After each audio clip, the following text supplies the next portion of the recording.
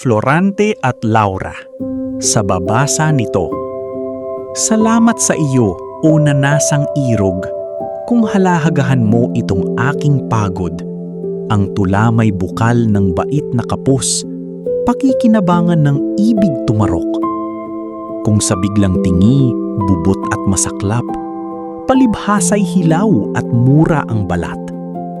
Ngunit kung namnamin ang salamang lasap, masasarapan din ang babasang pantas.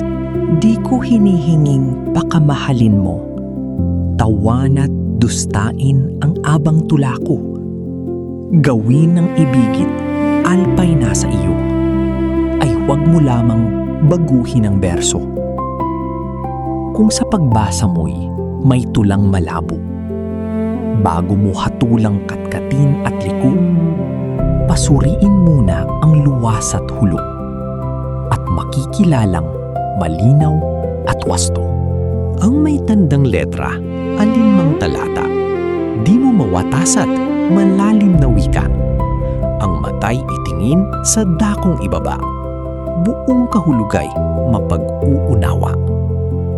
Hanggang dito ako, o nanasang pantas, sa kay Sigismundo'y huwag ding matulad.